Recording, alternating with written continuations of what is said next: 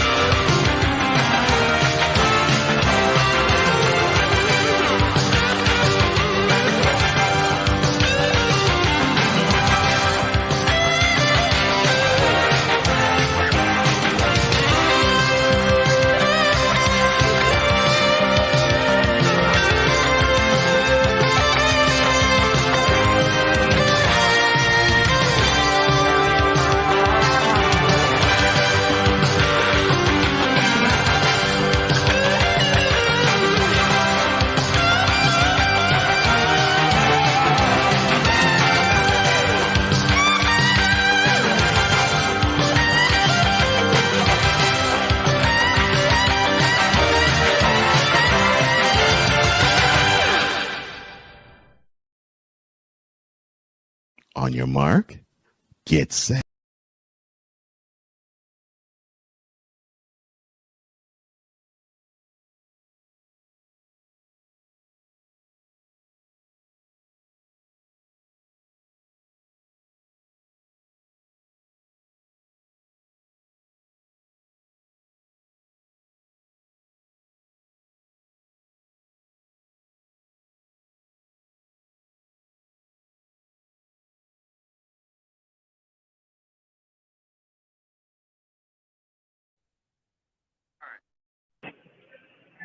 One more time.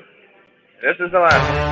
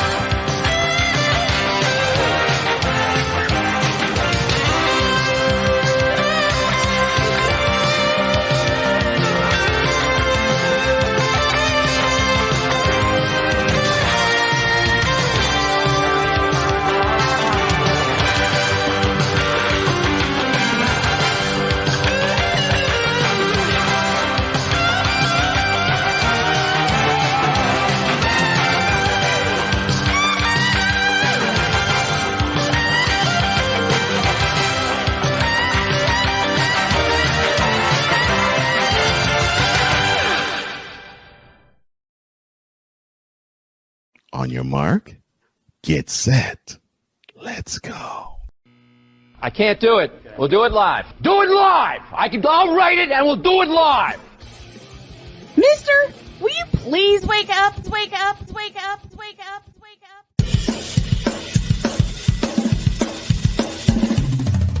Good morning, Kevin Durant. You should have left California. This brownsexual upset me in having to bring this teenage idiot from Wisconsin into a sports conversation. Are you really surprised the Cowboys are giving up on Ezekiel Elliott? Hell no! Well, no one cares about baseball. Bitch, are you for real?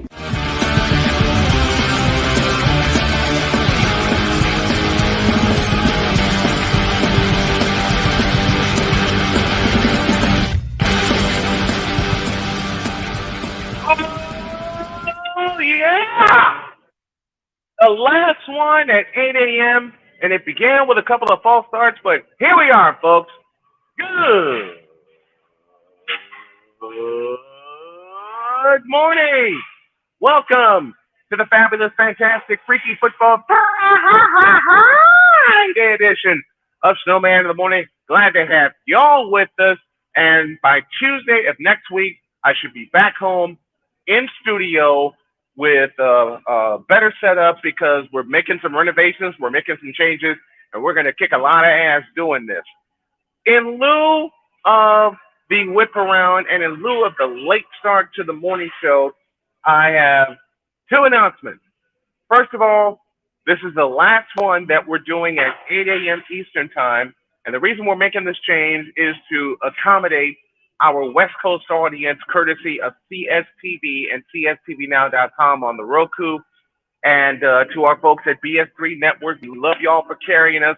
We thank y'all for carrying us. Both networks will carry this show as well as the afternoon show. We are moving this show, Snowman in the Morning, from 8 a.m. to 10 a.m. effective Monday.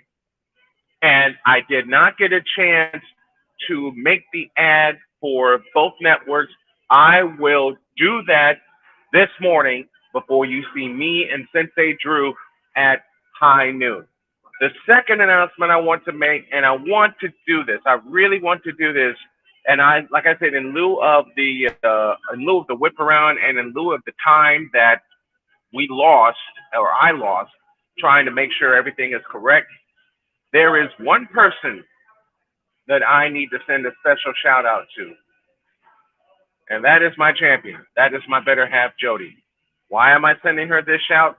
Because in a discussion that we had last night, when I was so worried about how I was going to help the household, she basically sat me down and said, "Baby, do what you do best. This is you. Your sportscasting and your broadcasting is you. Take it, run with it, get us some sponsors. You bring money in that way because you have a brand. Use it."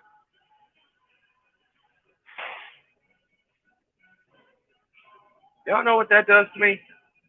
When she basically said, "Stay in your lane, but in the greatest way possible," that does something to you. When you have someone that believes in you that fiercely and you have no choice but to honor them. You have no choice but to honor them. And I'm going to honor her in the way that I know. I'm going to honor her in the way that I know. And Jody, baby, I thank you. I couldn't do this without you. I couldn't do this without the guys in the Fanatic Feedback Zone who know the story of Jody and myself, how we met, how we got together, and everything like that.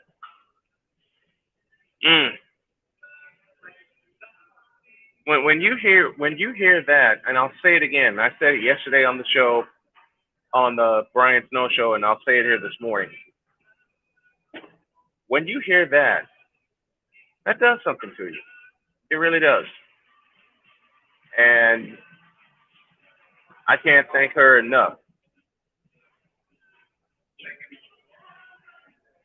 It shows that there are some women out here that actually have the balls to believe in their partner and believe in what they do and believe in the fact that they're going to build something very, very special.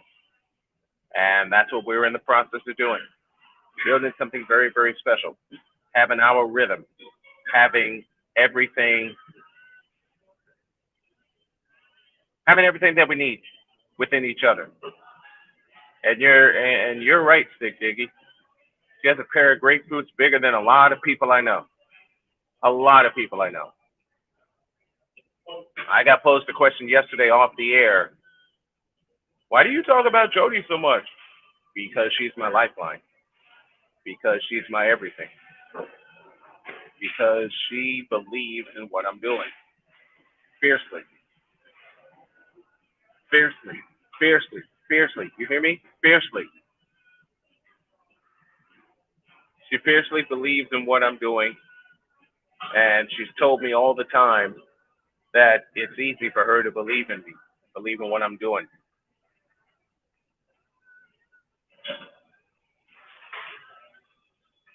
That's something else. Because it's one thing to have someone in your corner, but they support you from a distance. Jody supports me up close and personal.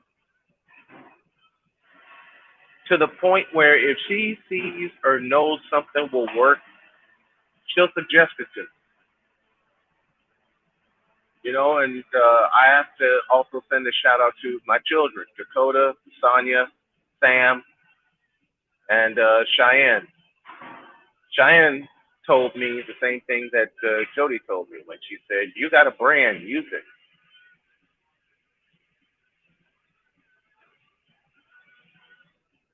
Well, I'm going to use it. I can't keep tweaking it. I can't keep changing it. I can't keep changing the identity. I can't keep worrying about the peripherals. I can't keep worrying about any of that. And I won't worry about any of that. So, Jody, baby, Dragon loves you. And thank you for all the motivation from the bottom of my heart. Thank you for believing in me. Thank you for loving me. for the way that I am and allowing me to love you the way that you are. I could never have found a better life partner. I could never have found a better mate. I could never have found a better other half for me than you. You help make this go, baby. You help make this thing really, really sing. You are my point guard. You are my point guard, honey. As you have often told me, it's us against the world. That is our motive. That's our modus operandi, our MO. And it's going to stay that way. There's a lot of people against us. That's fine by me. That is fine by me. But Jody, baby, as long as I have you in my corner, as long as I have the kids, grandkids, and the Snowman Army, as Steve said, as long as I have y'all in the Army behind me, as I continue to work my way back from cancer, it's only a year out, but it feels like forever. I can't do this without y'all. And I appreciate every single one of you in the Snowman Army. Thank you, Christy, for backing me up, for being there, for basically giving me my life back. Because were it not for Jody on July 18th of 2018, I wouldn't be here. That seriously was considering finishing it. I'll talk more at the end of the show about her, and I'll tell the story as I told yesterday on the Brian Snow Show. Right now, we got a break, and the Heat and the Nuggets got started in the NBA World Championship Series last night. It wasn't even close. Back in a minute.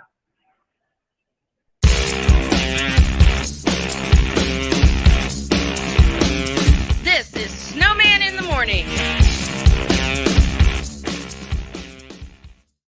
I'm in another lane, I'm a different breed. I'm everything you can never be. I'm next level. Next level. Thursday nights are wrestling night on CSTV. Tune in every Thursday night at 7 p.m. Pacific to see all the amazing Next Level Pro Wrestling stars on Thursday Night Throwdown on CSTVNow.com and the CSTV app on your Roku device. Quinn. Moment of clarity. I haven't watched BET in years. KP. Drake needs to come back with another triple platinum album. E Digger.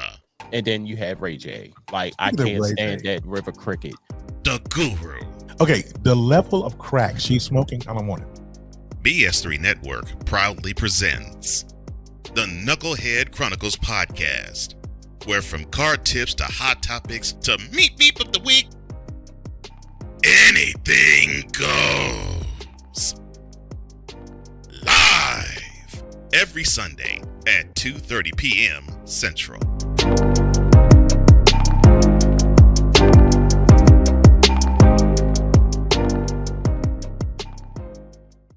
If you're the kind of person that likes to drive a lot and your car is a little bit older and out of the normal warranty, keep listening. What's going on underneath the hood of your car?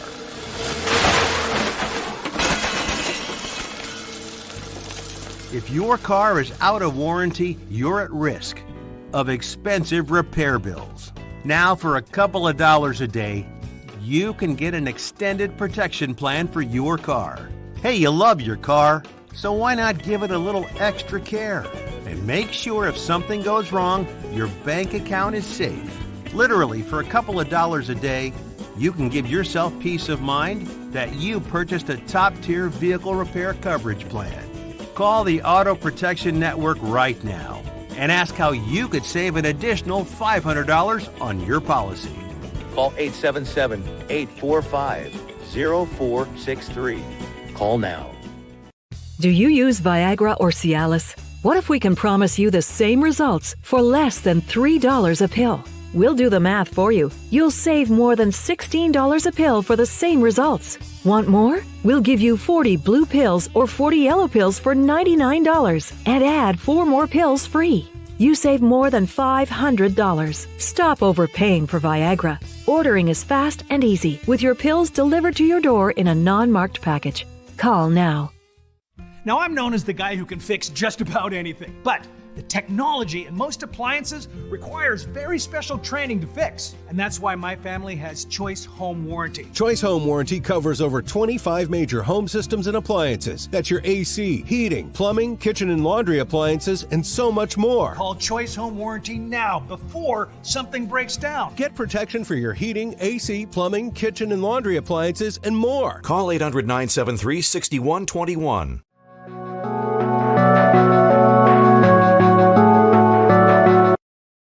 I want to do a TED Talk, but I don't have anything to talk about yet. I'm getting there. Life is for the living. We're not here that long. You can learn anything you want to learn without any money spent. What do I really enjoy? What do I really want out of life? I am your host, W-I-Z-E. Are you in a life holding pattern? Well, this is for you. Welcome to the Stuck in My Mind podcast.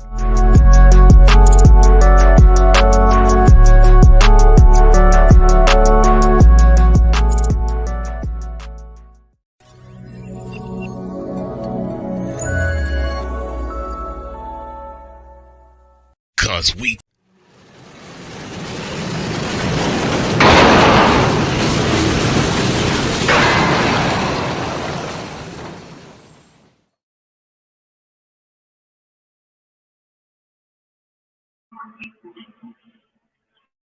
Oh boy, the NBA Finals began last night. Welcome back to Snowman in the morning.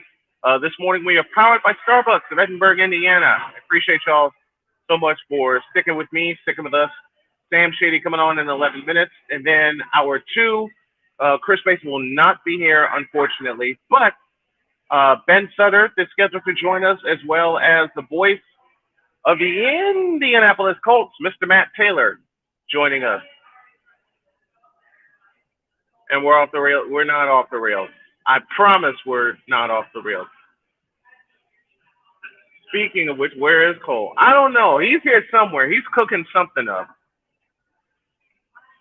He's cooking something up because he's the one that pushed the off the rails button. I did not. All right. As I said, the NBA Finals began last night, and unfortunately for all you Miami Heat fans, it wasn't even close. 104-93 was the final score last night. The Nuggets lead this series 1-0. And there was a lot of zone defense played last night during the game. I had a question. How do y'all feel about the zone defense being played in the NBA? I didn't ever think I got to mention a point that Dietz mentioned. I never thought that I would see lazy defense being played, because that's what the zone defense is. The Miami Heat attempted only 2 free throws last night, 2, to set a finals record of the least amount of free throws attempted.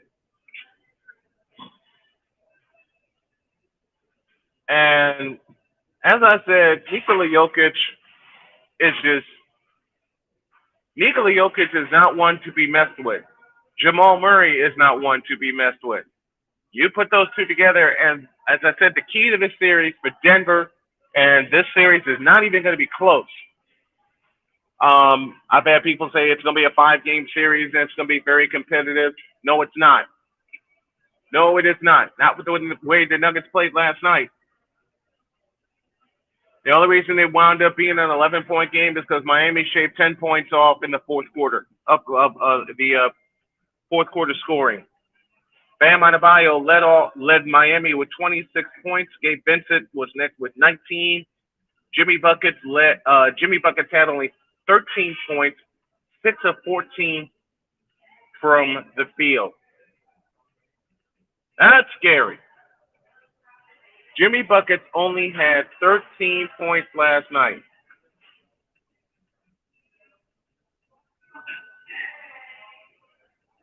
That's not going to get it done for Miami. That is not going to get it done. When Haywood Highsmith leads your bench scoring with 18 points, 7 of 10 from the field, and you still couldn't get anything, I'd be totally frightened if I were the Miami Heat. Meanwhile, Jamal Murray had 26 on 11 of 22 from the field. Nikola Jokic had 27 points. He had 20. Let me see if I got this right. 27 points, 10 rebounds, 14 assists. A triple-double in the NBA World Championship Series. Man, Nikola Jokic is going to do what Steph Curry did last year. He's going to get the Magic Johnson MVP for the Western Conference Finals, and he's going to get the Bill Russell Finals MVP. He keeps playing like this. That's frightening. And he was 8 for 12 from the floor, only took 2 3-point field goals last night. But here is where the Nuggets made hay. He was 10 for 12 from this. He was 10 for 12 from the free throw line last night. 10 for 12. 10 for 12. Meanwhile, Aaron Gordon, Michael Porter Jr., and Jamal Murray took as many free throws as the entire Miami Heat team attempted. Each one took 2 free throws. Aaron Gordon was 2 for 2. Michael Porter Jr. was 2 for 2. Jamal Murray was 2 for 2, all from the free throw line. Kentavious Caldwell-Pope was 0 for 2. Only the starters took free throws last night for Denver. What does that tell you about Denver's defense? They got off to a hot start. They led 29-20 at the end of one, led 59-42 at halftime. They basically told Miami last night, you are not winning this game, nor will you win any game played in our house in Denver. And the best part of this is the Denver Nuggets are just getting started. I believe this series is going to be an absolute blowout.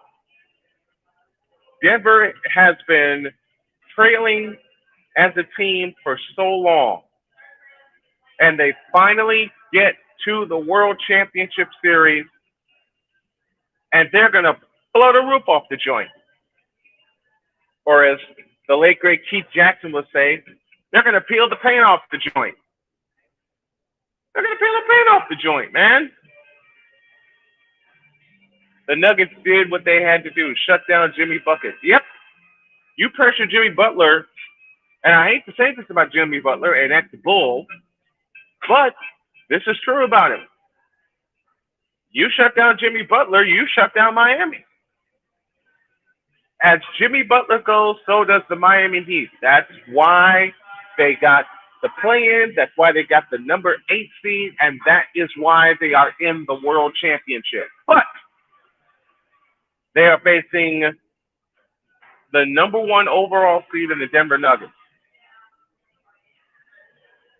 Well, the number 1 overall seed that's remaining, because the number 1 overall seed was Milwaukee, and they got spanked by the Miami Heat in 5 games.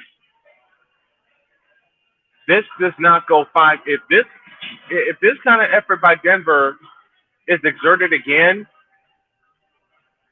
on Sunday, then you're not going to see much more of the series. This is going to end the same way it ended, the same way the World Championship ended in 2018, with the Golden State Warriors spanking the Cleveland Cadavers. And yes, I said cadavers. That could lead to a whole nother conversation, but I'm not going to go there. At least not at the moment. All right. I got Sam Shady coming on in 4 minutes. And then we go to the top of the hour, and we have Ben Suttis coming on, and I am scheduled to have the voice of the Indianapolis Colts in Matt Taylor coming on as well. I hope y'all are enjoying this as much as I'm enjoying bringing it to you, as much as we are enjoying bringing it to you from Starbucks in Edinburgh, just south of Indianapolis, Indiana. We're back in the flash with Sam Shady and the Shady Football Friday Report. Back after this. This is Snowman in the Morning.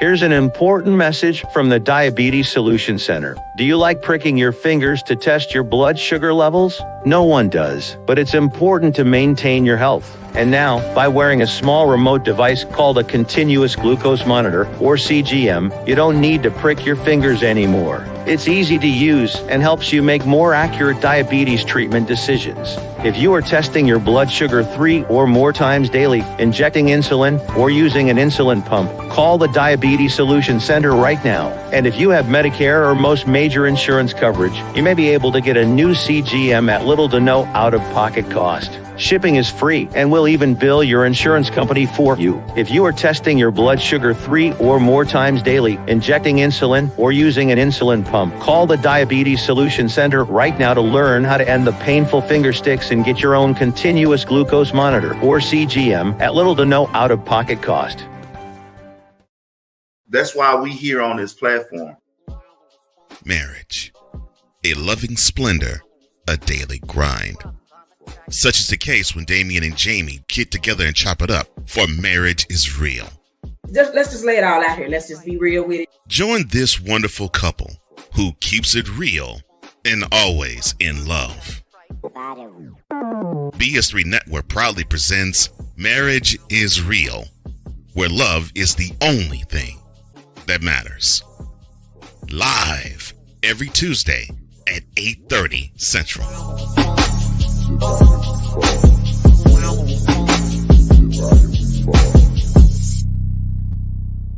Oh, and Jamie has something to say. Deuces and trays. SeatGeek is the ticketing app for fans like the high five strangers got, game-winning interception, first down, just a nice solid tackle. If you're in arm's length, you will be swapping skin with this extrovert. You see, he knows SeatGeek got him a great deal on tickets, so he can focus on what he does best, smacking palms. SeatGeek handles the tickets to sports, concerts, and more, so fans can fan. The original Think Drink is back. Level up with proven ingredients formulated to crush your competition. No gimmicks, no jitters, no messing around.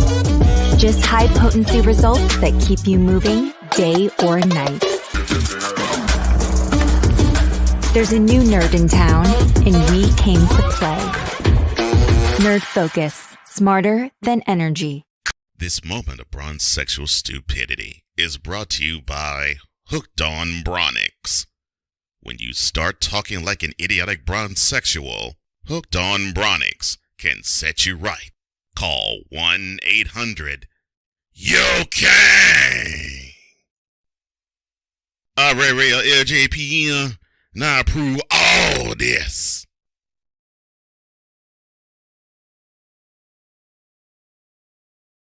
Damn you, Cole! You pushed another button and I wasn't ready for it. And damn you, Victor, for sending that Hooked on Bronix ad to me. Oh, gun it. That's Victor's fault for doing that. All right, time for the Shady Friday Football Report. Here's Sam. Good morning, Sam. How are you? Doing well. How about you, Brian? I'm tired, but I'm making it. I feel you. I got a Red Bull in my hand right now for a reason. You have a Red Bull, and I got the biggest damn iced coffee mocha I can lay my hands on. There you go. All right, man, talk to me. What is going on with the Albany Empire? What the hell happened? Well, another week, another coach. We will be getting yet another head coach this season. Technically, if you want to count coaching changes, this will be the 5th. I believe, unless I missed someone that got fired before he coached a game. Or if you want to count Antonio Brown, who's been basically the stand-in interim coach anytime he fires a guy. So it's just a mess. Lord. It's just a mess. I've watched football for over 20 years and, at multiple different levels. And I've never in my lifetime watched a team be dismantled so quickly and so thoroughly. It's really mind-blowing at how bad it's gotten in Albany. That's an understatement about how bad it's gotten for the Albany Empire. And I've watched indoor football for many, many moons since the 80s. Even the smaller indoor football leagues do not go through this. 100% they don't. I think this is kind of exactly what arena football needed to avoid if they wanted to be taken seriously. Yes, you want that big name ownership group. Yes, you want the recognizable names like an Eddie Brown, but you didn't want Antonio Brown. If Eddie Brown had the money to be an owner, he would have been an owner. There's a reason why he needed Antonio Brown, and I think that was the whole issue. You know, everybody was sold on the fact from day one that it was going to be Eddie Brown running the operations, and Antonio Brown was basically going to be like a figurehead, a silent partner. And it's been very much the opposite. And I think that's what's ruined the whole thing. And you're 100% right. We don't really see this at the lower league level. You know, Topeka's had some issues, but at the same time, they pale in comparison to what has happened at Albany. Sam Shady joining us here on the program. It's the Shady Friday Football Report presented by Invader Coffee. All our guests appear via the Invader Coffee guest line. Man, speaking of football and speaking of spring football, the USFL is halfway done already. Where has the season gone?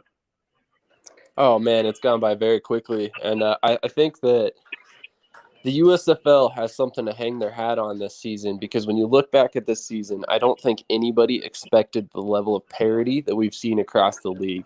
I mean, you look at the South Division right now, and the Birmingham stands one game ahead of second place, which is a three-way tie with every other team in the division at 4-3, and Birmingham's only 5-2. And then in the North Division, the Stars are only a game out of first place. Second place is a 500 team at 3-3 in Michigan, and then behind them you've got the 2-4 Generals and 2-4 Maulers, which technically are only 2 games out of first place still.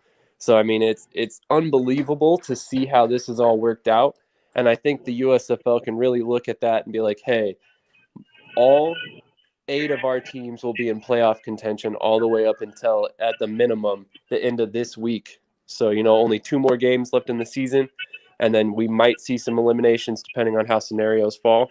So I think that's a really, really, really good fact the USFL can lean on heading into season 3. Looking at the New Jersey Generals, would you consider them a disappointment considering the way that they played last year? 100%. 100%. But I think it's funny how this has happened, but if you really look at how the XFL season went, I think that it really kind of changed the narrative for the Generals season. And it's ironic to say that because obviously the Generals do not play in the XFL. But Luis Perez going over to the XFL and then winning an XFL championship kind of proved that, hey, maybe he was a bigger part of the Generals' success than we all really thought. I mean, I was a huge critic of Luis Perez. He's obviously got athletic limitations. DeAndre Johnson does not when it comes to the running ability. And, you know, he's got a cannon for an arm. So I always wanted him to start. And then really Perez might have been that, for lack of a better term, that kind of secret sauce the Generals needed to take them to the next level. A team that I would keep my eyes on that could really make a run because of their quarterback is Houston. And Kenji Bahar, besides the leading quarterback in the league in McLeod Bethel Thompson, a.k.a. Macbeth, as he was known as in the CFL, Kenji Bahar is starting to turn some heads in the USFL, is he not? 100%. And actually, I'm glad you brought him up because that's another fact that the USFL can hang their hat on. If you watched Kenji Bahar play last season, he was a totally different quarterback. He has progressed so much in that one season of time, the one off season with the USFL, and up to this point as he started more and more games, that it's been very impressive. I mean, I personally think that he's realistically one of the better quarterbacks in the league at this point, and he's one of the Agreed. guys that I look forward to being in the league, hopefully for another season at least, to where we can see him really like hit that next level and hopefully, eventually make his way back into the NFL. Which team do you think in the NFL would give Kenji Bahar a chance, assuming that he does progress with one more season in the USFL? Which team would take a chance on him? In my personal opinion, you're looking at a team like Baltimore. You're probably looking at a team like Arizona. Yep. Maybe a New York Giants.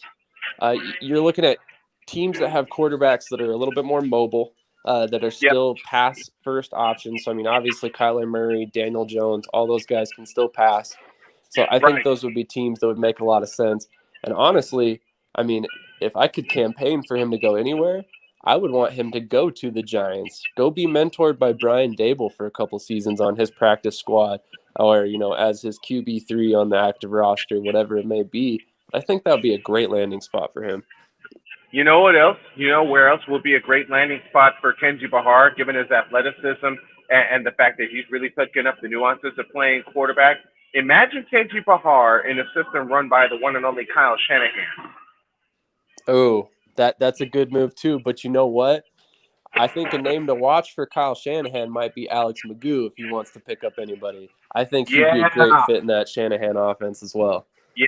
Well, they both would be a great fit because Shanahan really coaches quarterbacks like his dad, Mike Shanahan, did. Because remember, Mike was Steve Young's offensive coordinator in Frisco for 4 years. And now you got Kyle mentoring folks like Trey Lance, mentoring Jimmy Garoppolo before he signed with the Raiders, and mentoring their quarterback in the future right now in Brock Purdy. So to have either Kenji Bahar or Alex Magoo in that system would totally be scary for the rest of the NFC West division.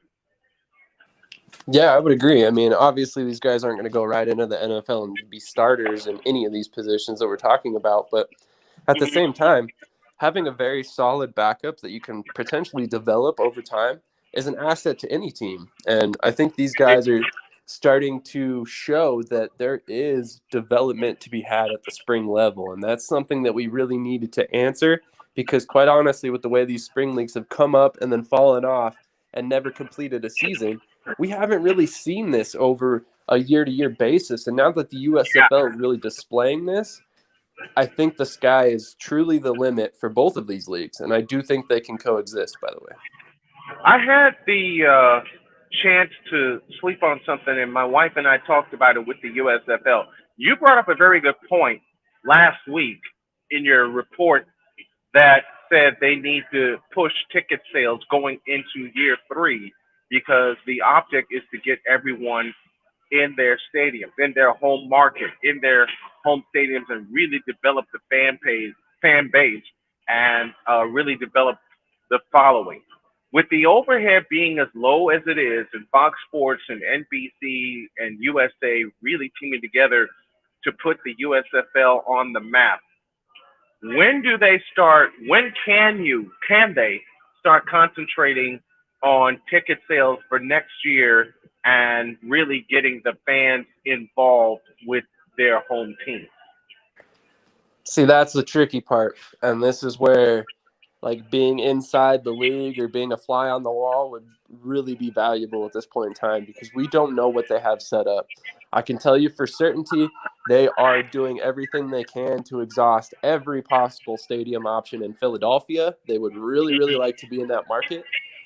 They looked at Franklin Field and a couple other options last season, but it just never panned out in terms of financials.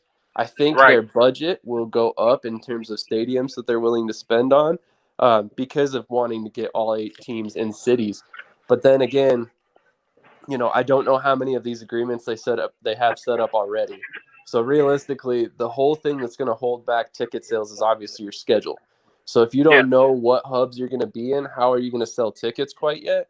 So realistically, I'm hoping for the USFL's sake that they're in a position where they've already cemented all other hubs that they want to be in for season 3 by the time the regular season finishes. Ideally, if you could make it happen, I don't know if it will happen, but you make the announcement at the end of the championship game. Boom, here are our next 4 hubs for next season. These are the next 4 cities that we're going to be in. Here's all 8 of our hubs. Season tickets are on sale today. Start buying them up, and then you hit the market as hard as you possibly can until next season. And you don't let the USFL fall out of the news cycle like you did last season. You can't, because at that point, you've got a lot more overhead, a lot more travel costs that you can't really just hide like Fox has done over the past couple seasons. The Michigan Panthers to play at Ford Field. The Birmingham Stallions play at Protective Stadium, aka Legion Field. Where would the Houston Gamblers play? Would they? Is there a chance they could revive the old Astrodome and the Gamblers would play there, or they would play at NRG Stadium? Where would be the best stadium for Houston? Let's look at these teams that are not in their home stadiums right now. Where would Houston play in Texas?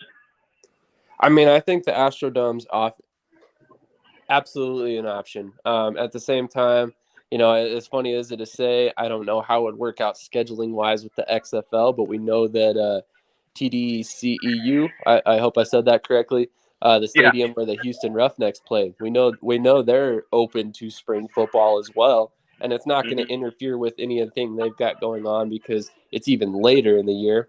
But again, you would have some scheduling overlap with the XFL, maybe like 2 weeks out of the last month or the first month of the season. You'd have to figure that out, but that might be a good venue to go to. There's a lot. I think there's several options in Texas, and let's keep this in mind. If you only have one Texas team, that team doesn't necessarily have to be located in Houston. True, because you got the Arlington Renegades. They play in Arlington. They play in the old Texas Ranger Stadium. Cole Johnson says, I get the feeling once these teams go to their home cities, the USFL may crumble, considering they are receiving little love in terms of promotion. They are screwed in continuing to use hubs, that's for sure. Do you think that to be the case, that if they go to their home cities, that it'll crumble? I'm on the other side of this. The big criticism that you have for the USFL right now is the fact that they are not in their home stadiums and that they cannot really grow the audience for the teams that are playing in the stadiums that they don't represent, right? So if that's the big criticism, then in my personal opinion, I think that it's only going to get better when you move to all 8 cities, because then you're going to be able to hit the market hard with the players as well, because they'll be there. They'll be at training camp in that city all year long. Okay, who would struggle? Which team do you think, if they go to their home city, beginning in year 3 or possibly year 4, considering, a lot of people are complaining about attendance, there's nobody in the stadium. Let's look at that. Which team do you think would struggle the most coming into their own stadium or in their own hub? Struggle the most? Yes. Philadelphia actually might be the one. As much as I hate to say it, Philadelphia fans really aren't aware of the team at all. Why aren't they aware of the team? I'm sorry, what was that? Why aren't they aware of? Why isn't Philadelphia aware of the Stars? Are they? I know it's mostly 99.95% Philadelphia Eagles. That I know. Why aren't they aware of the Philadelphia Stars in the spring football season? There's just a lack of promotion all together in the Philadelphia market right now. Basically, the USFL ignored markets that they're not playing games in. What? That's crazy. Sam Shady joining us. It's the Shady Spring Football Report presented by Invader Coffee. Who would, aside of Birmingham, who would have the most success in their home stadium? Um, I think I might say Houston. Houston's been a solid team. They've been up and down, but I think they're one of the teams that's really kind of turned a corner this season. And I think they're one of the teams that would really resonate well with fans there. Ryan McCarthy in the chat, part of the Astrodome is demolished, so I don't know if they can use it for football. It's also declared a national landmark, so that wipes that option out. Cole Johnson, a.k.a. Cole Sports, to your point, Sam, I wouldn't be surprised if they try to land a team in Dallas. He continues, as far as Houston, as for Houston, the football team will play either in NRG or TDECU Stadium. Ryan McCarthy is correct. The Astrodome is a national landmark and won't host games there. So that brings it back to NRG Stadium or TDECU at the University of Houston. Your point with Philly is what I believe we might see with most of the other 7 cities. Lack of promotion. That frightens me because these players play hard. These players play hard. It's just sad that the promotion for the cities that they're not in, to your point, Sam, is just not there. And you mentioned the one where they could struggle the most, which unfortunately is Philadelphia. See, that's the hard part about spring football is you have to go to markets that are not too busy. And when I say too busy, you look at Philadelphia, you've got the Eagles that were just in the Super Bowl. You've got the Union that were just in the championship game. You've got the Phillies who were just in their championship game. You got the 76ers who are relevant. That's a lot to compete with for the Stars. You go to Houston where they love football, and I'm not saying there's not a lot going on in Houston because there absolutely is. But I think there's a next level love for football in Texas to where they'll accept pretty much whoever comes.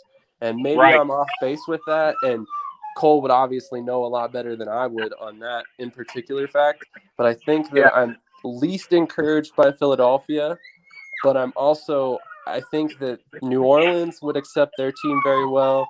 And I think that, when eventually Pittsburgh got their team, and New Jersey got their team, I think they would be accepted well as well because there's not really a New Jersey team per se. Would the Generals play MetLife Stadium?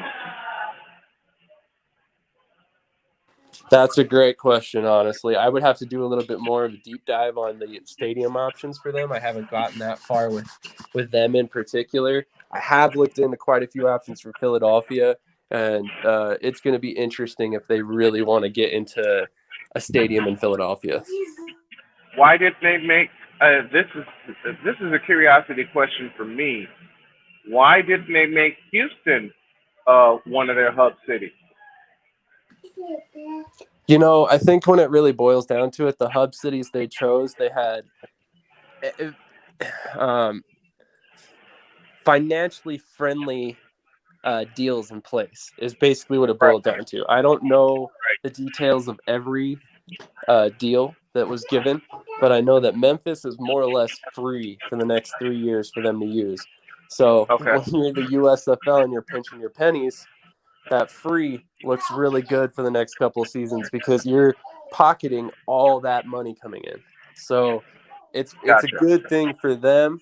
But at the same time, what deals are going to come up? Are you going to end up in a substandard stadium because of the fact that they told you we would pay you to be there? It's going to be interesting to see what ultimately comes up. Because like I said, I really don't know without being, in that room, what they're considering, what they're willing to consider, and what's even on the table for them. To finish our discussion, let's look at your Philadelphia Stars. What's going on with them? Well, it looks like we finally got our offense back on track after this last week. We scored, I think there was 37 points. More importantly, we were able to finish drives repeatedly. We only had a couple drives that ended in turnovers.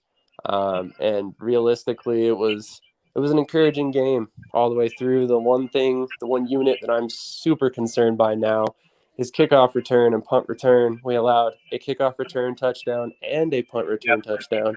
For anyone who follows me pretty closely, you know that just a couple weeks ago we signed a new kicker for kickoff specialist and punter, and he, I think, I don't want to place the blame on him alone, but I think that he stems a lot of these issues because honestly, when you look at it, I think they were used to playing with Luis Aguilar, who realistically isn't the most powerful kicker in the world. He was not averaging much over 40 yards per punt. And then on the kickoff game, same thing. You know, he was on the lower side of the league when it terms of kickoff distance. So I think he's basically just out kicking the coverage right now.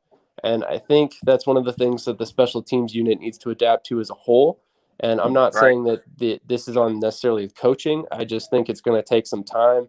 You know, you changed punters mid-season, and it's a significant difference. I mean, Haj Larua, he's got an insane leg. He's one of the better punters coming out of the CFL the past couple seasons. You know, he primarily played kicker in the NFL, but he was also a very good kickoff specialist for the NFL. So he's one of those guys that he definitely can outkick coverage if he's not, you know, properly coached or, you know, the unit's not getting down the field quick enough. Sam Shady joining us. It's the Shady Friday Football Report, and it's pushed by Invader Coffee, who sponsors our guest line coming on as well. And pay attention, next week we start our coverage of the CFL, and Sam's going to join us for that. I got a little small army I'm building for that, including producer Clark, who will join us as well. It's going to be a lot of fun, folks. Sam, thank you. Appreciate it. Love you, brother. We'll talk to you next week. Sounds great. Have a great weekend, guys, and thank you so much.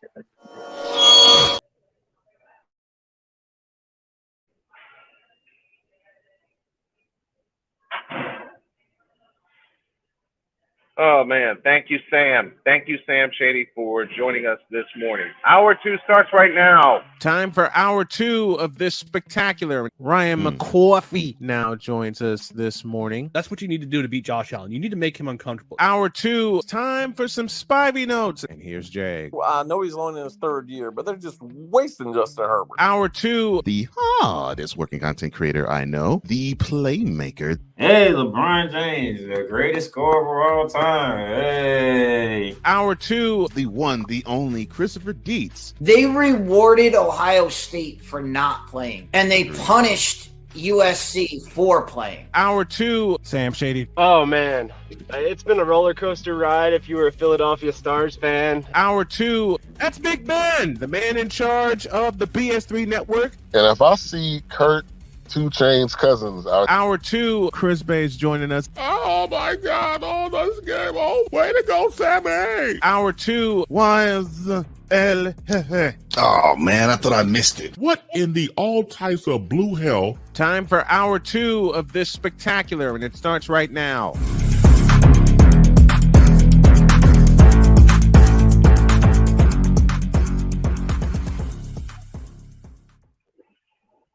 Hour 2 is here, and I'm coming to you live from Edinburgh, Indiana, just south of Indianapolis. I have Matt Taylor set to join at the bottom of this hour, awaiting a confirmation for that. And I got Ben Sutter joining us here in just a few minutes. We'll talk everything Metroplex. The Stars got defeated by the Vegas Golden Knights, but they gave them 6 very competitive games. And we'll talk Stanley Cup Finals. We'll talk coverage of the Dallas Stars and all that going on. To the Feedback Zone presented by Fanatics. Ryan McCarthy says Shai Stadium, I hope I said that right, is only 37 minutes from MetLife Stadium and is in the northern part of New Jersey. It's closer to New York City than it is Philadelphia. Above that, Cole Johnson says either Rutgers or any of the college stadiums near New York. Rutgers may be too close to Philly for its liking. Cole says, I know that's considered Central Jersey, and they like New York news over Philly news. Occupational hazard. I don't know if they want to be only 1 hour from Philadelphia. Let me ask the folks in the chat and the folks on the text line, and our text line is 919-247-3622. There'll be a new text line on Monday. I'll talk about all of that before we close up shop today, because there's so many things that we're going to add, so many things we're going to subtract. Whew. It's crazy. This is, like I said, this is the final show we're doing at 8 a.m. Eastern. Let me go ahead and make this announcement now and make this promo now for my buddy I'll make this promo now for my buddy Tom O'Boyle in Reno, Nevada. For our West Coast audience, we are moving to 7 a.m. Pacific time beginning Monday. We will be on at 7 a.m. Pacific time. That is 10 a.m. Eastern time. We'll go from 10 to noon, and we're in the process of expanding because there's going to be a lot of football talked about. There's going to be a lot of sports talked about, and we're going to have a lot of fun too in expanding everything.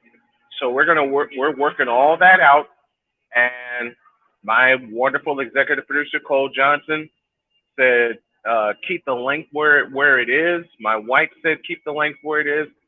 So even with everything we're going to be expanding, we're just going to do a few extra segments, and we're going to do those separately, and just keep it rolling. We're going to keep everything rolling the way that it is. All right, 60 seconds away from Ben Sutter III joining us right now. And Cole's cooking something up. If y'all know how Cole Johnson operates, he's cooking something. Because I tried Wednesday several times to eulogize you know who, and I couldn't do it. Why? Was laughing too much. I was laughing way too much, and I just couldn't get the eulogy in like I wanted to. But I just couldn't do it. All right, folks, we are ready to welcome our next guest. And you know it's Friday, and you know we got this.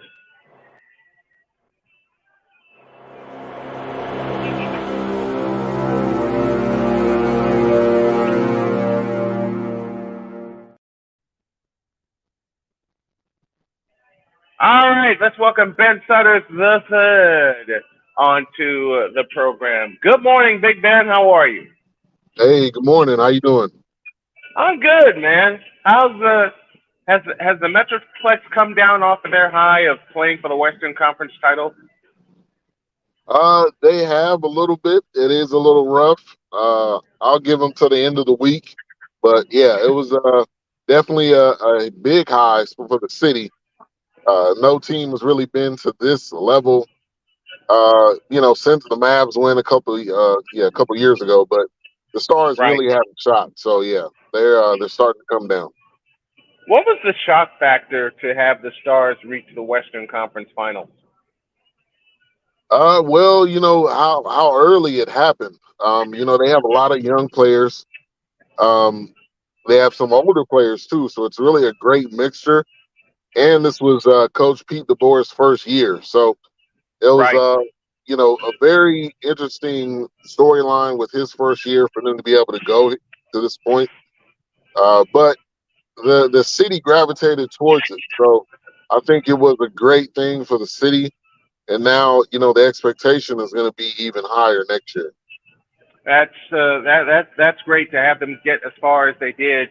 But when you and I and the rest of the crew previewed the West Finals, it was simply a matter of power versus speed. Dallas's power versus Vegas' speed.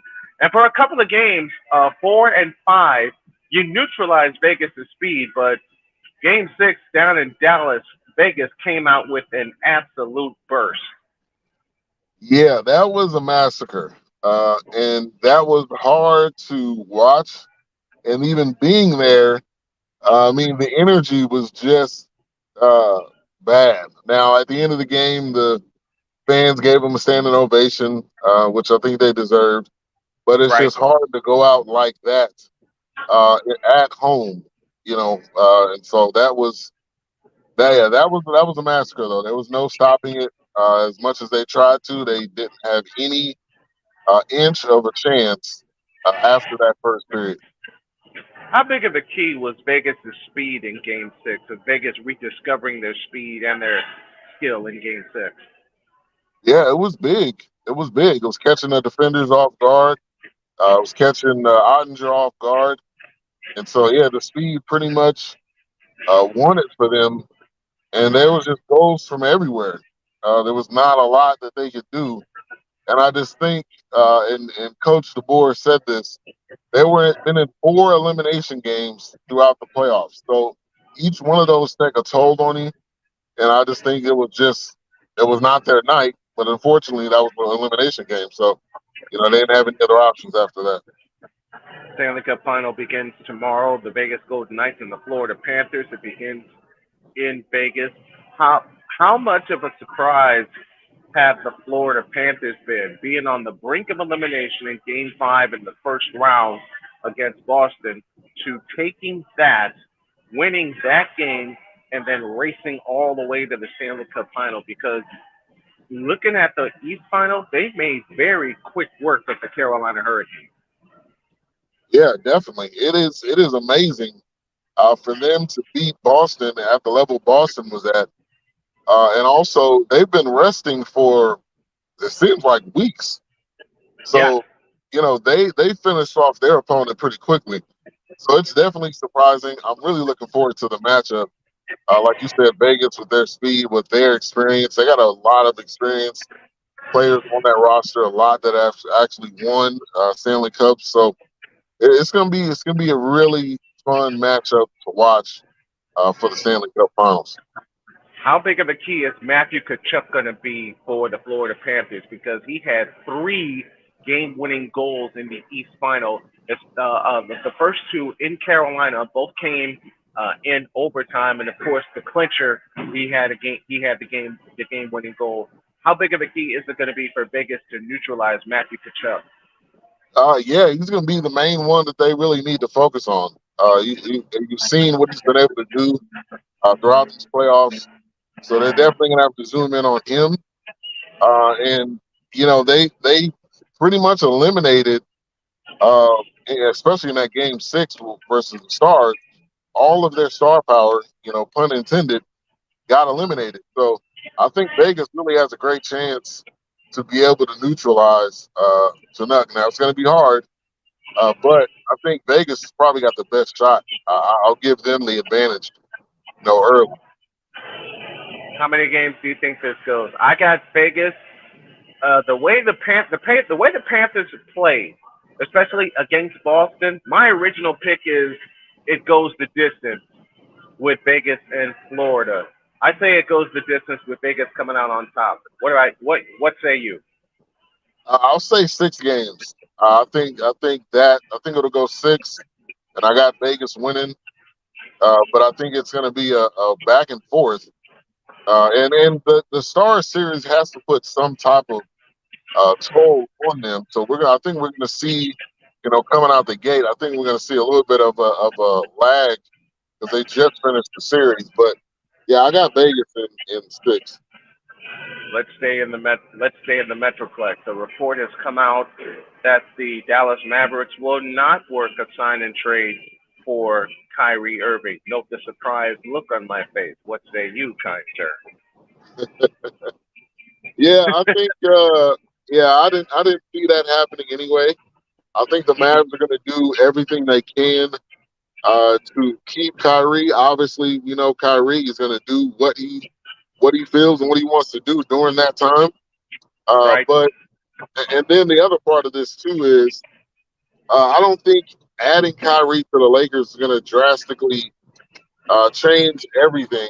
And who knows what LeBron's going to do. So I think their main focus is to try to sign him. So sign a trade would not be a logical option. But we'll see. This could go 40 different ways, in the history of Kyrie.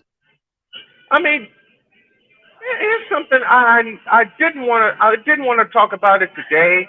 I sort of touched on it on Wednesday, but why is it? And I want your honest opinion, which is what we do on this program, and in spite of the others.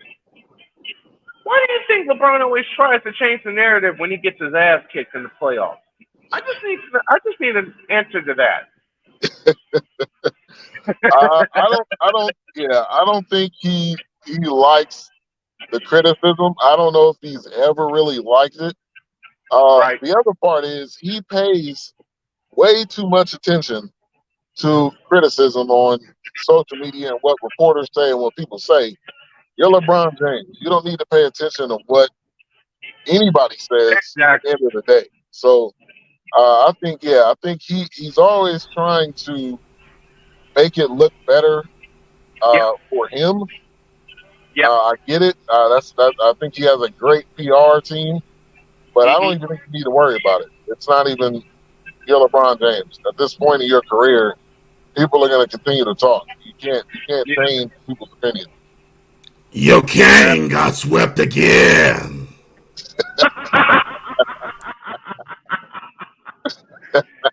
That, of course, is the voice of Cole Sports. I was going to say, is that a drop or is that actually Cole? No, that was actually me. Oh, okay. I was about to say, I didn't see you on the screen. Wait a minute. I also think that's a drop. No. Please make that a drop. That's a drop with what he did. Wait a minute. That's a drop with what he did, and what he did Wednesday is a bigger drop. Oh my God! I would take that one just to play it at random times on the forecast. We need that. We need that drop for next year. All right.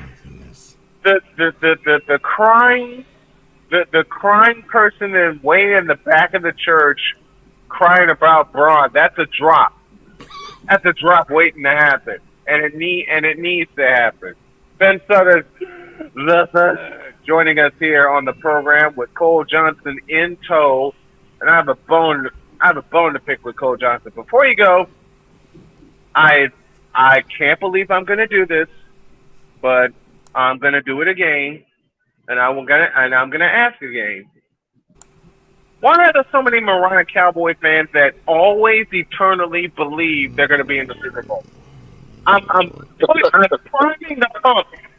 Ben, you know me. I'm priming the pump for this coming season because soon we're going to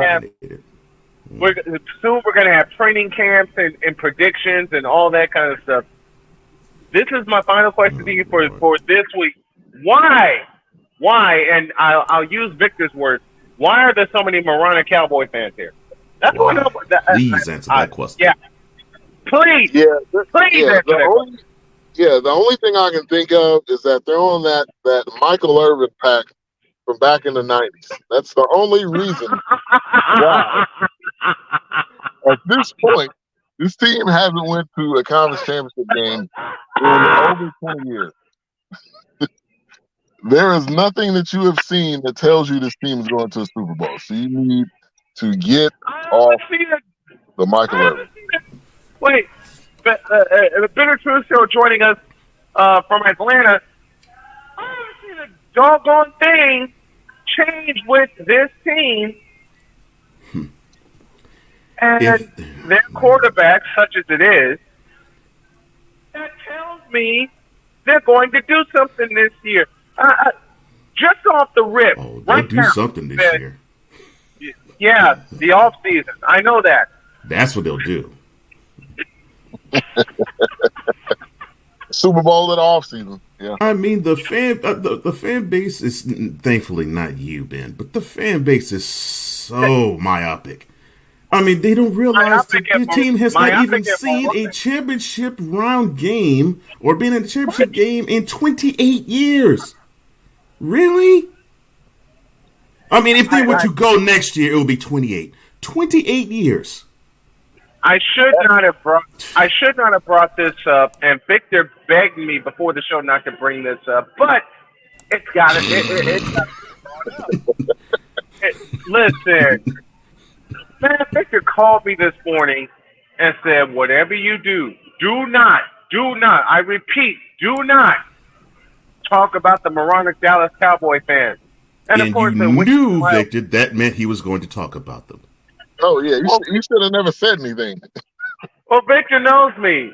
Victor's known me for 20 plus years, and he knew I would take it and run with it. That's probably why he put it in my head. But in all seriousness,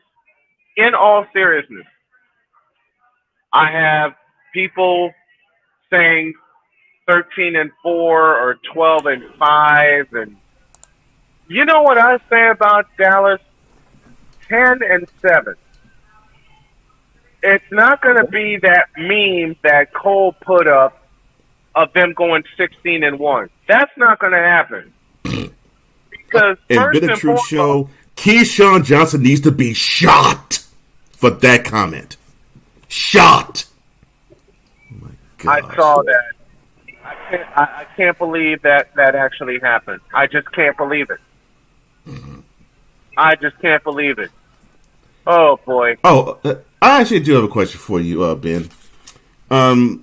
Has Keyshawn Johnson come close to the realm of Michael Irvin in terms of he drinks nothing but blue and silver Kool-Aid? Can I answer that question? He's getting real close. Can I answer that? Can I answer that question? Michael Irvin is 1, Keyshawn Johnson is 1A. He's getting there. I'm like, and he hadn't even played nearly the amount of time that Irvin did. That's what I'm thinking. You weren't a Dallas Cowboy for a long time. You were only here because Parcells was here. If Parcells was here, I guarantee you wouldn't be here. So, how much is the Jones family giving you bonuses to keep talking about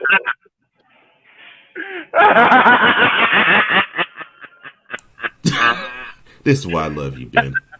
Hey, I would not be surprised if the Joneses are paying a lot of these people on the low, $1 million handshakes, because there's no reason why Keyshawn should be that much of a homer. I know Gerald is sliding brake trucks all at Michael Irvin's front door. And I agree with Hawk TV. The way it looks right now, I think the Redskins will have a better record than the Cowboys this year. But they could. In the immortal words of Chris Berman, that is why they play the game. If they have a semblance of an offense, yes, I can see that. Yeah, I can see that too.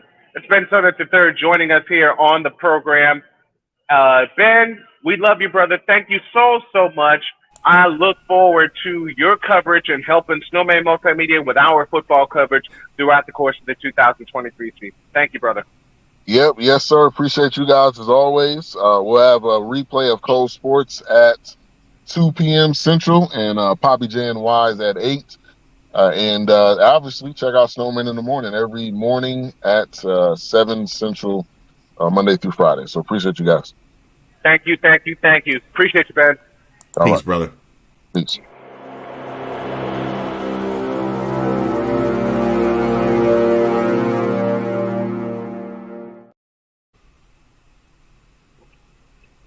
Mr. Johnson? What now, man? You are an idiot, and I love you. What? All I was doing was just bringing truth. I know that. Why do you think I'm laughing? Why do you think I made you executive producer of my show and my first ever radio partner on this program?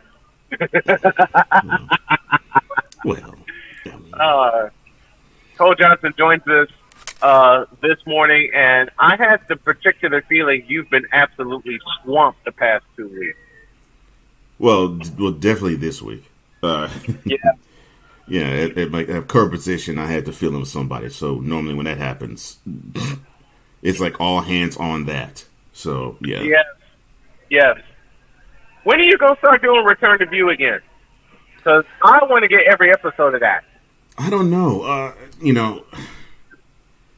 I have to make inroads to possibly doing that, to making that happen. And the reason why I say that is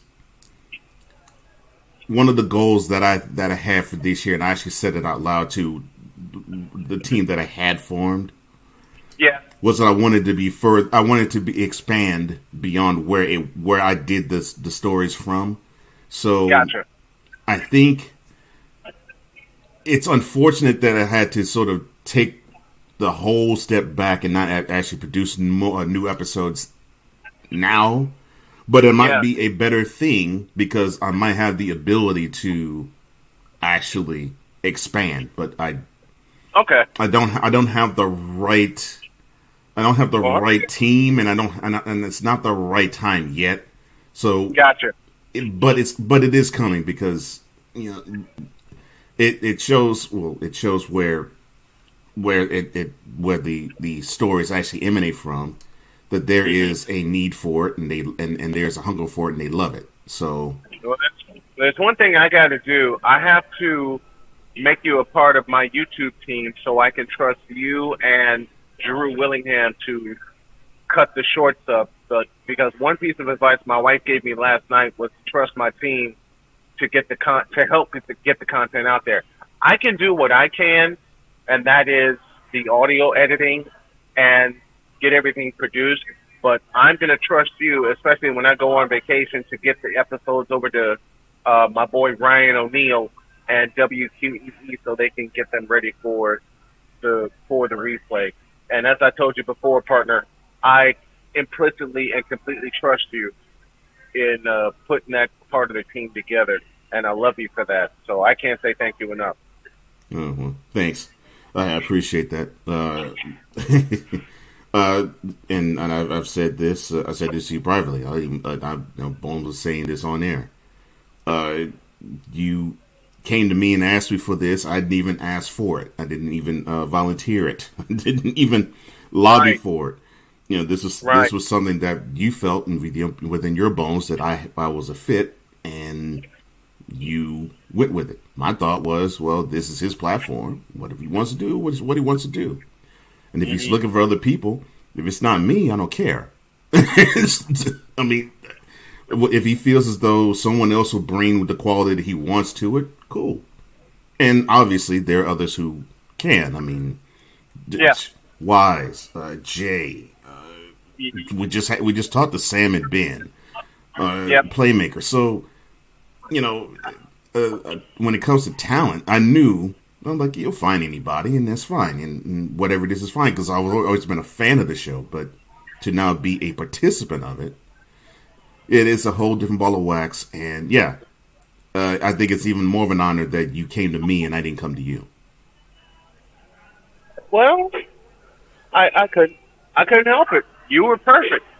You were not only the call, you were my only call. You were my only call. And Shady says your talents are unrivaled. Ain't that the truth? Well, Sam, I take that as high praise. Thank you, sir. Thank you, sir. And well, if my talents are unrivaled, I can tell you your analysis of professional football is just as unrivaled, sir. Yep. The thrashing of Cowboys Nation is brought to you by CJ Seatbelts, guaranteed to keep you in your chair after a Cole Johnson comedic uppercut. Trust the CJ Seatbelt. That's courtesy of Victor, and that's for you. Oh, thank you. Look, Victor. I feel for you being a Cowboys fan, sir. I really do. I mean, you see this moronic team that they pump championship dreams in your face, and you know the product because you know football very well, Victor. You see the product, you know they're not championship quality, you know they're middle of the road, but as a fan, you hope that they actually do something, right? And then when they get to the point where you pretty much knew where they would actually do something and bow out, then you just look at this team and you're like, really? You pumping this, we're going to Super Bowl stuff. I'm just talking about the team. You're pumping this, we're going to Super Bowl stuff, and then we can't even go to our own conference championship game? Shut up and give me a team that actually has the quality to do it. Until then, don't give us that. Give us we can compete, but we're not on the same level as the Eagles. We're not on the same level as the 49ers. We're not really on the same level as those teams. Definitely on the same level as the Chiefs and the Bengals. We got to get there. Now we may They be the call next tier, but we got to get there. They called a That's the Buccaneers. They Mm. called a They called a Buccaneers team on the decline. That for some reason won the NFC South with a losing record, and we hadn't seen that since the Seahawks got in 2010. We might see that again. Yeah, we might see it again in NFC South. Yeah.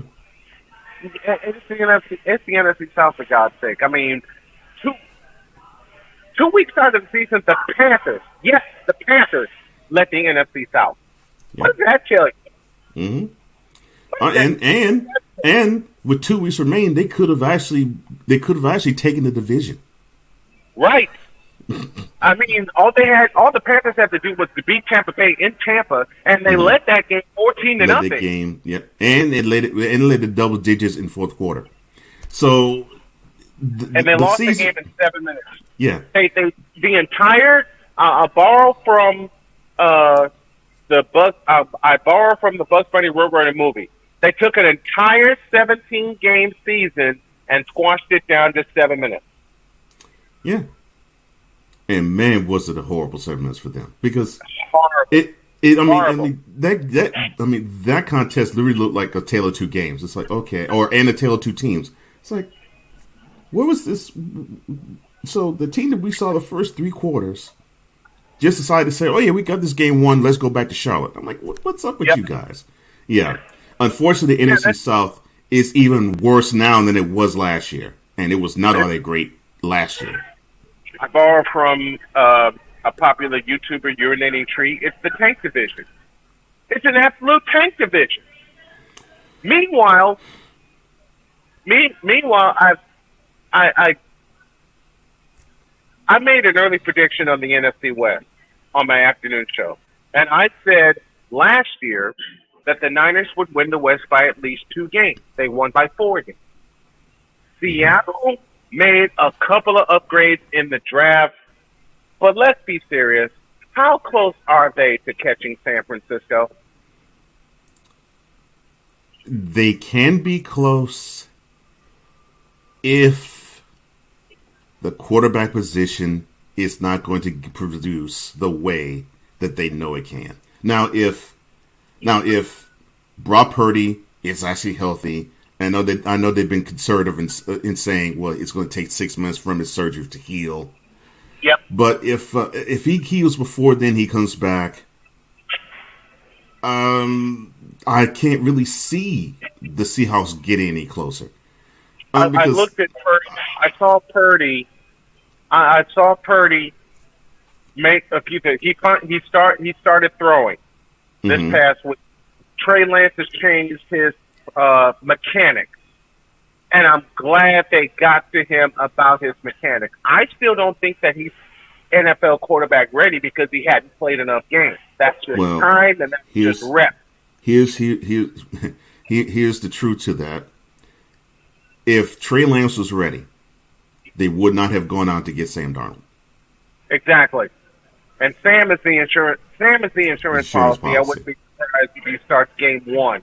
Mm-hmm. But, and there's a big but to this, if Purdy is ready to go game 1, and he produces the way he produced the last 10 games, save the NFC Championship, A, we found our franchise quarterback for the future. Mm-hmm.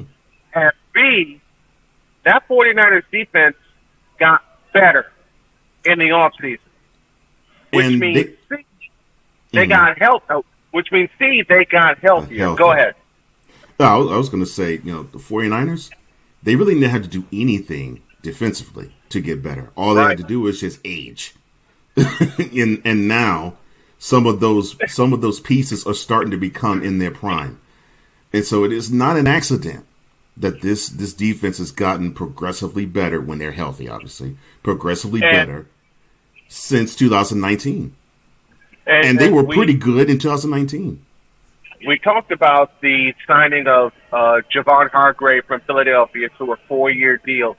You know, one of the healthiest pieces they got coming back, Javon Kinlaw, the fellow I touted out of South Carolina.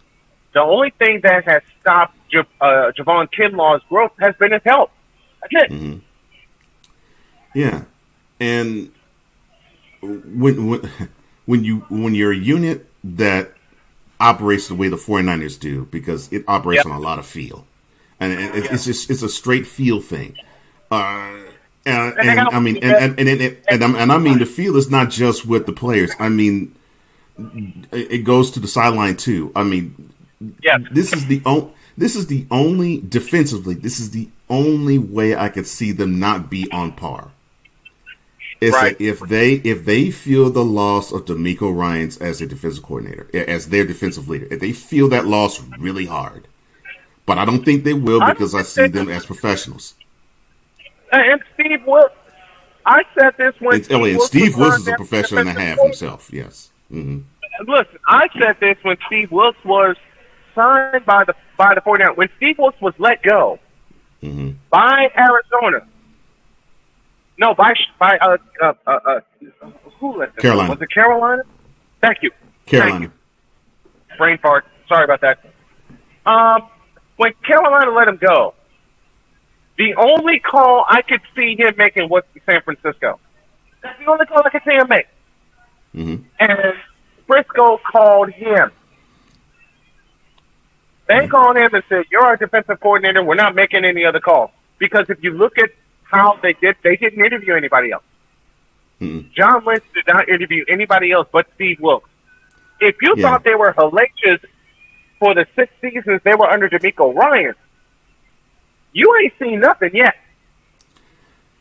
And all you needed to see was when Wilkes took over as the interim head coach of the Panthers, how that defense improved almost overnight. Overnight, yes. So, like I said, it won't be because of schematics. It will not be because of X's and O's. It will be because they feel like a kinship to somebody. That's why when I say if they feel the loss of D'Amico Ryans, that their play will decrease and plummet, it would be a connection that way. When it comes to X's and O's, I don't see much of a change. I mean, because D'Amico is more along the lines of, look, you're athletes. You know, your thought process should be only to if you're the front four, get after the QB. Yep. Even if it is the run stop, all four of you is to get after the QB.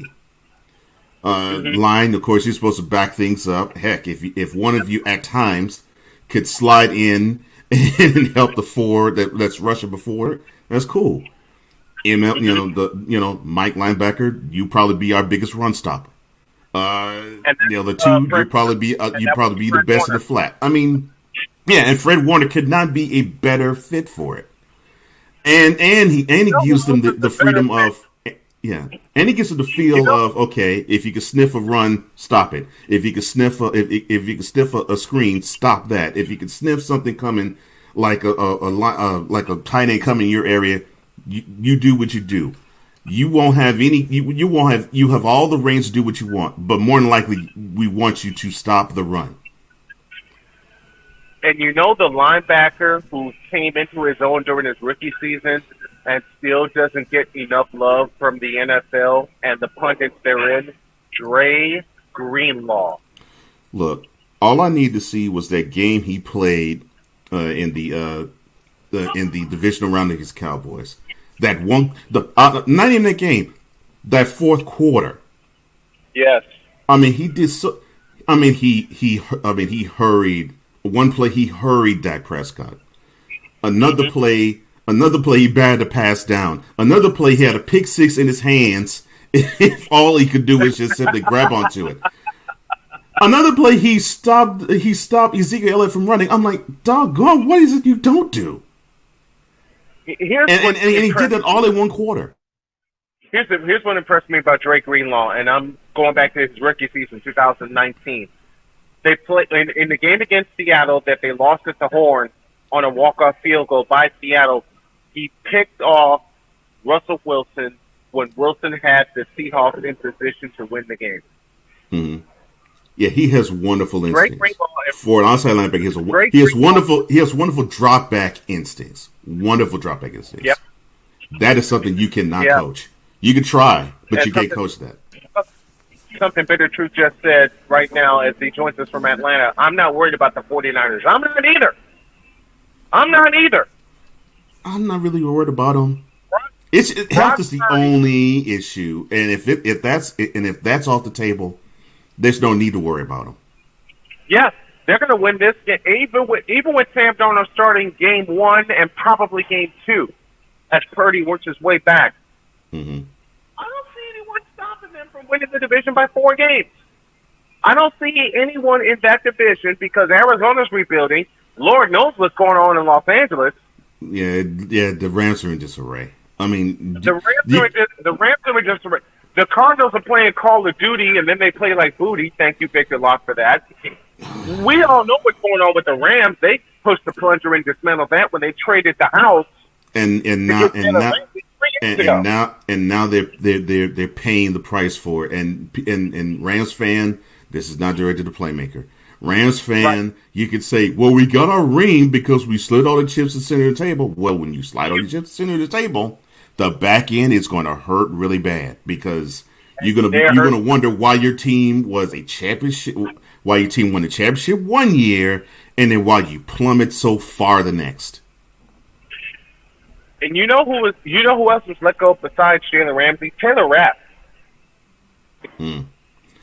Taylor Rapp. I think they're gonna feel that. I think they're gonna feel that loss harder than Ramsey. And now Taylor Rapp is in Buffalo, helping that defense. Mm-hmm. You know Taylor Rapp reminds me of him playing with the Bills right now. Taylor Rapp reminds me of Henry Jones, who played with Buffalo out of Illinois. Mm-hmm. Okay, Henry Jones had that instinct playing in that Buffalo system. Now, will Taylor Rapp have the same kind of instinct playing in a different kind of Buffalo system? We don't know. We don't know. All right. I get to welcome Snowman. Ladies and gentlemen, do me a favor and please welcome the voice of our beloved Indianapolis Colts, Mr. Matt Taylor, and a very good friend of mine. What's up, brother? How are you? Hey, I'm good. How are you today? I'm doing good, man. It's nice and sunny here, just south of Indy, and I get to talk to you again. We get to talk Colts, man. That's awesome. Where are you at right now? Edinburgh. All right. Yeah. I was just down there. I was down there on the way to Louisville yesterday. Man, I wish you would have stopped by. I want to meet you in person one day this season. I want to meet you in person, man. Let's make that happen, man. That's awesome. Absolutely. Let's make that happen. And what I also want to make happen, I'm covering the Colts for my website. I want to meet you, and I want to bring the wife to see a Colts game in person, so she can see the whole operation. All right. Speaking of the Colts. A, they got to get healthy. We talked about that last week. B, let's concentrate on the offensive line. And the anchor of that offensive line, of course, is Quentin Nelson out of Notre Dame. Who do we surround him with to get the Colts back to where they were opening holes for Jonathan Taylor and protecting the quarterback? Well, I think it's just sort of a hard reset after what happened last year. I mean, I really think, and I've said this most of the offseason, I think that the unit or the part of the team that has the most to prove in order for this team to get back on track and be competitive in the AFC is the entire offensive line collectively. Because, the 60 sacks allowed last year and all those pressures, I just don't think that's indicative to the amount of talent that they have on this team. I mean, if you look at the core of that offensive line, right, with Braden Smith and Nelson and Ryan Kelly, I mean, that was the core not that long ago in 2018 that led the league in fewest sacks allowed with 18, right? So this group's got it in them. They just got to figure out, obviously, they need to find some sustainability at left tackle and right guard. There's no doubt about that. But I think the biggest thing is just last year, I think they've got a chip on their shoulder after the results that they put out. I don't think having an immobile quarterback, I don't think that certainly helped.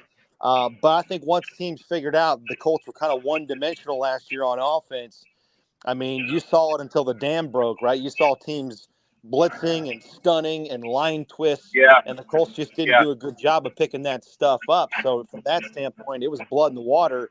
So I think Tony Sperano Jr., who's now the offensive line coach, I think his biggest challenge this offseason is coming in here and trying to improve communication across the board up front along that offensive line and simplify things.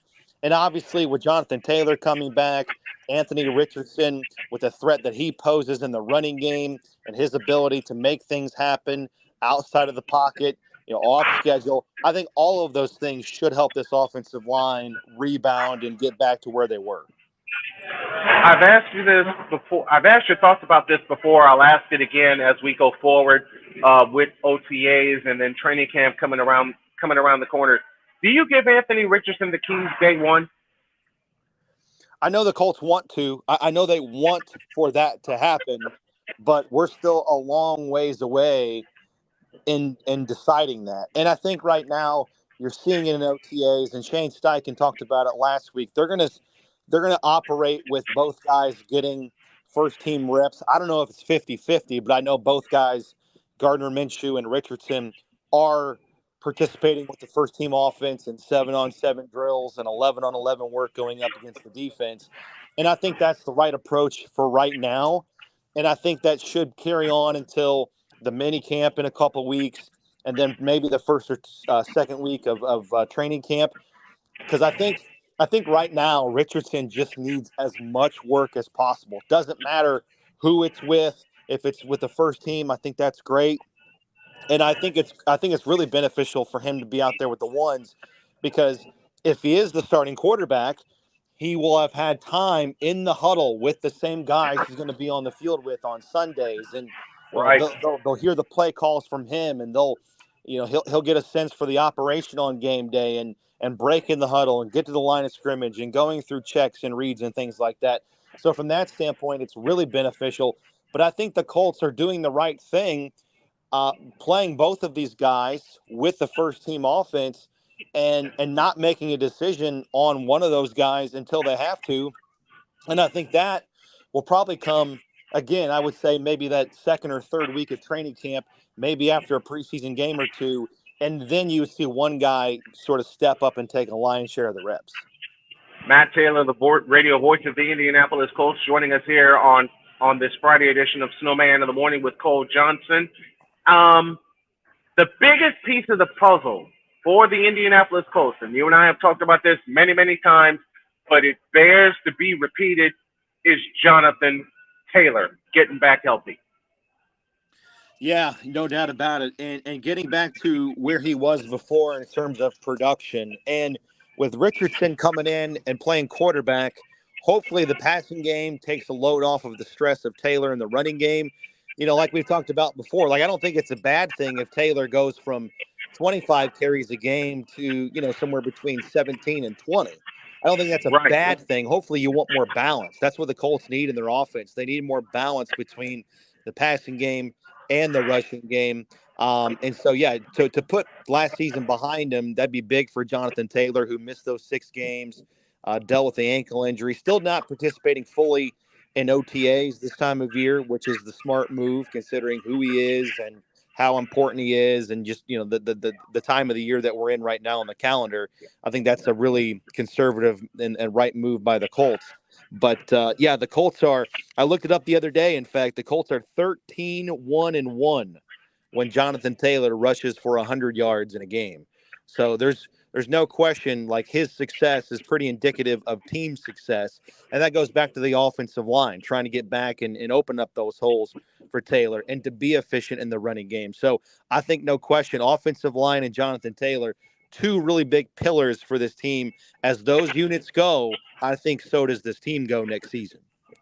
Here's a couple games I want to go back to 2 years ago, and you and I talked about it. You were on the show with me. They had 2 shots to get into the playoffs. Home game against the Raiders and a road game against Jacksonville. And we all know Jacksonville's a big bugaboo for the Colts. That's something they have to solve. I go back to the game against the Raiders at home when they led by 10, but they let it get away. And that kind of, for me, rolled into the following season when they opened the season with a tie against Houston. Where was there between the last two games of that year and how this past season went? Do you think there was a little bit of a disconnect from the team, or a big letdown because they couldn't seal the deal and get in the playoffs in 21? Yeah, I mean that's so hard to know. I mean that's certainly a dynamic that I think only the players and the coaches can speak to. But I mean you're right. I mean the hard truth of it is that this team has only won 4 of their last 19 games, and that's a really hard thing to come to grips with if you're a diehard Colts fan that routinely saw this team make the playoffs and win divisions every year. I mean, the Colts haven't won a division title. They haven't won the AFC South since 2014. And in that time, every team in the division has won it at least twice. So that I know that sticks in the craw of Jim Irsay. I know the players know about that. I mean, that's why you have, a third head coach since 2017, right? That's why you have basically a brand new offensive coaching staff, minus Reggie Wayne, the only holdover here. So they got to fix the passing game. They got to fix basically everything involved on offense, starting with the offensive line, going back to what we talked about earlier.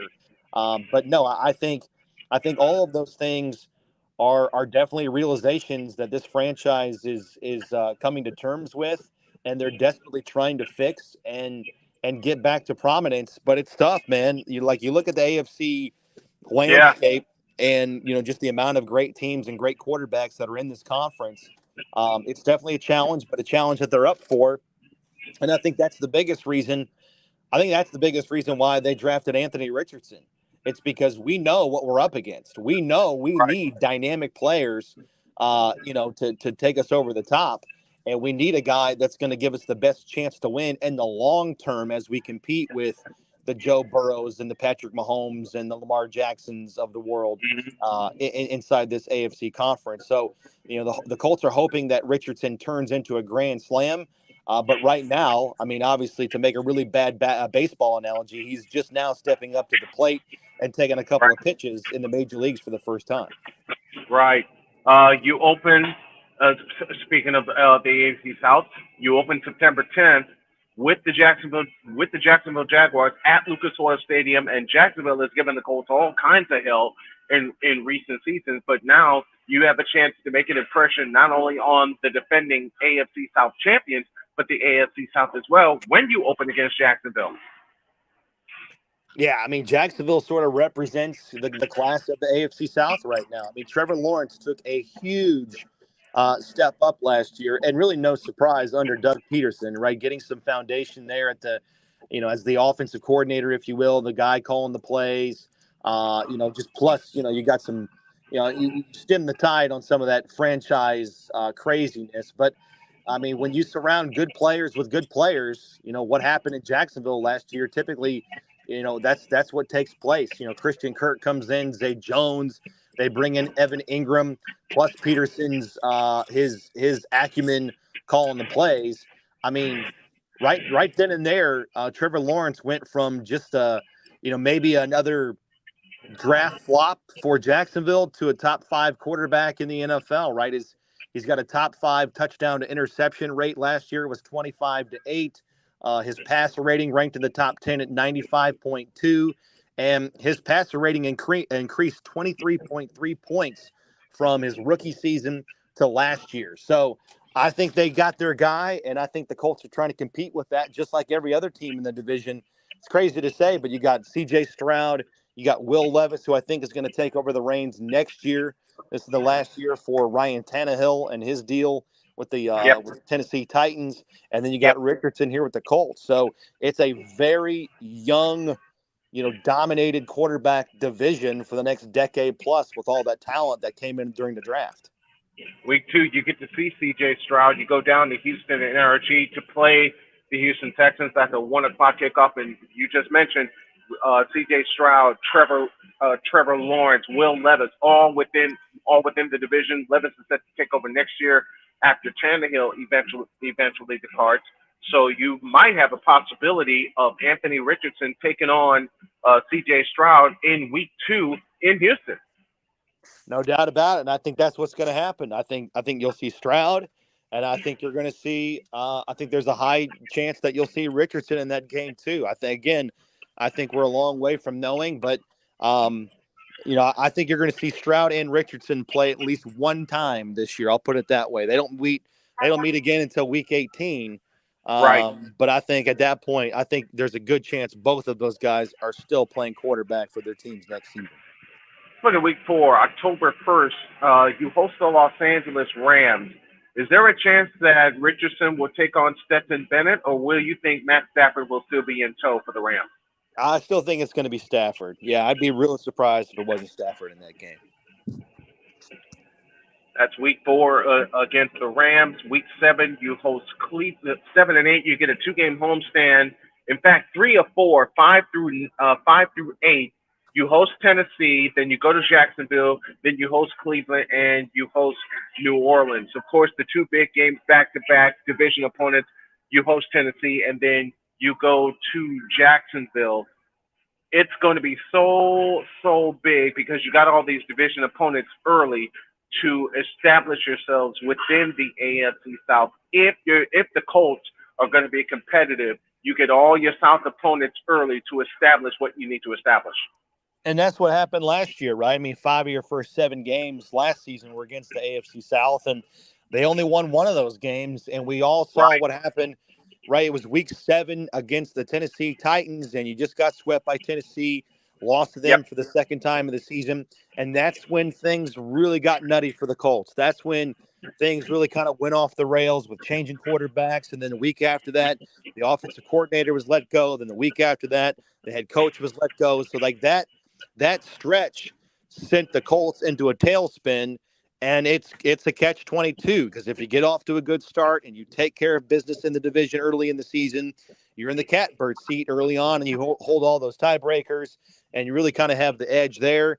But then if it goes the other way, like we saw last year, it really sends people into a panic, and that's sort of what played out last year. So if you look at this schedule this year, 4 of your first 6 are against teams from the AFC South. So I don't know what the schedule makers are trying to do to the Colts, but they're sending a message that getting off to a good start is imperative. And this franchise hasn't won Week 1 since 2013. They've lost 11 of their last 12 Week 1 games.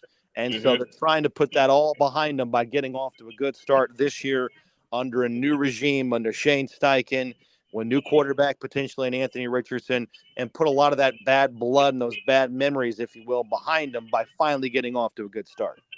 The nuttiest week of the season is going to be Week 10 when you all go to Frankfurt, Germany to play against the New England Patriots.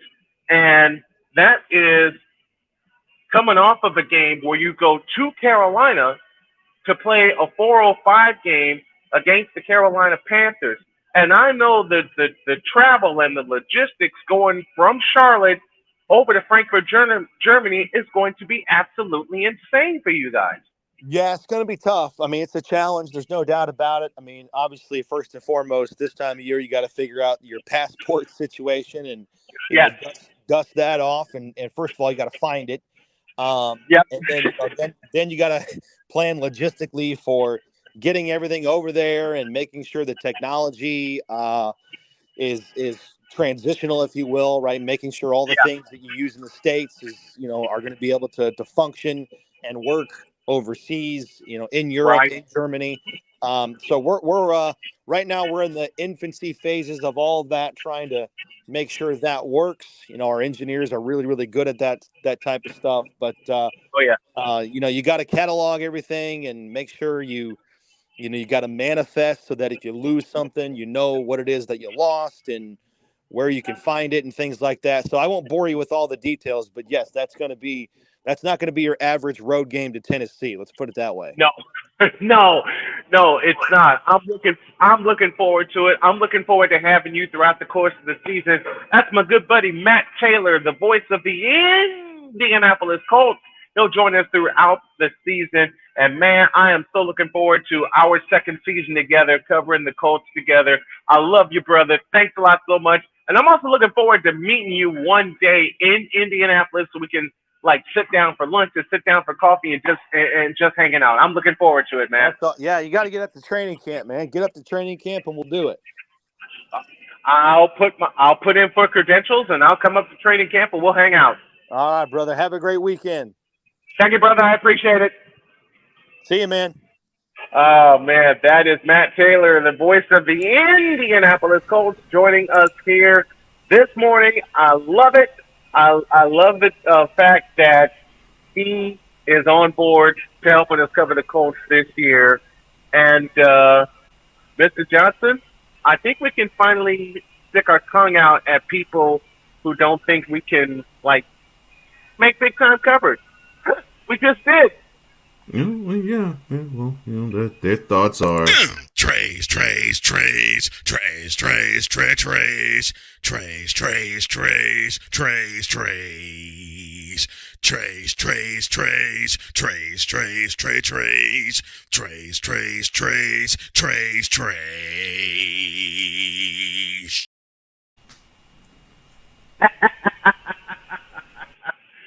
That's the mad scientist himself, Cole Johnson.